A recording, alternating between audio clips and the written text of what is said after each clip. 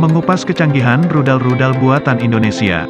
Tentunya ada rasa bangga apabila sebagian dari kebutuhan alat pertahanan Indonesia tidak hanya bergantung pada negara luar atau disebut juga impor.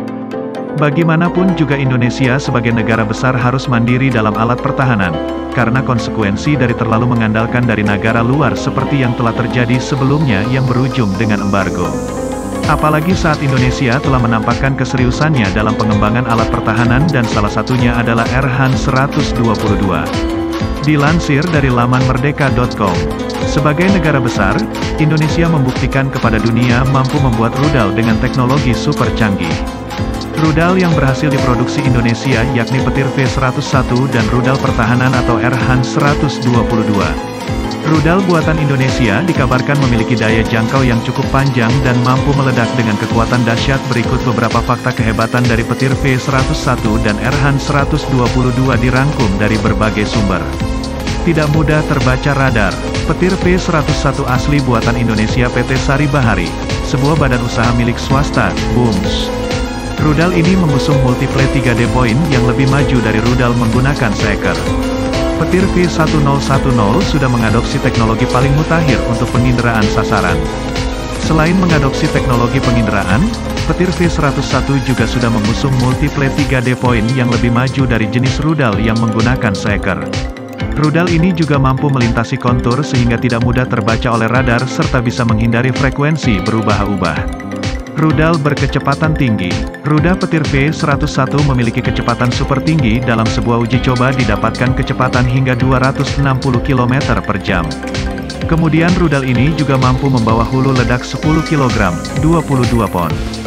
Berat totalnya adalah 20 kg, 44 pon, panjangnya 1,85 meter, 6 kaki 1 in, dan lebar sayap adalah 1,55 meter, 5 kaki 1 in. Kemampuan tembak mencapai 15 km.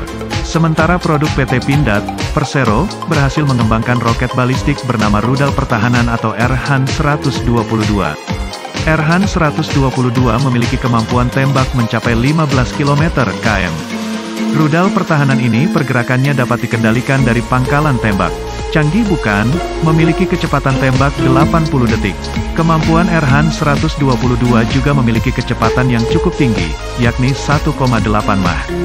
Waktu tembak rudal mencapai 80 detik. Kementerian Pertahanan sudah melakukan uji coba penembakan roket pertahanan, Erhan 122 di Pusat Latihan Tempur TNI AD, Batu Raja, Sumatera Selatan. Hasilnya dahsyat. Informasi lain dari Erhan 122 ternyata enggak kalah sama Tomahawk buatan Amerika. Dikutip dari laman merdeka.com.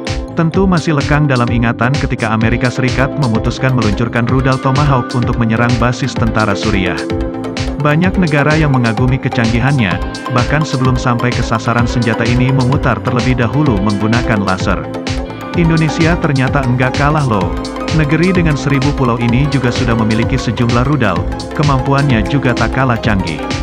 Rudal itu diberi nama petir V101, yang dikembangkan seorang ahli bom bernama Ricky Hendrik Agam.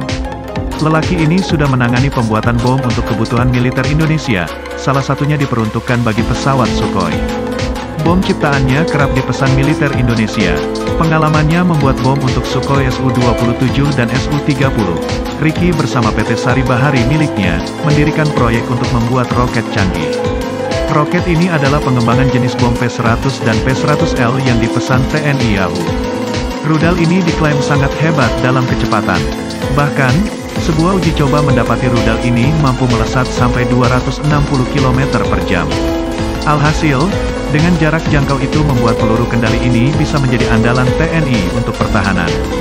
Sementara, beberapa rudal yang pernah dimiliki Indonesia memiliki jarak jelajah yang tidak terlalu jauh.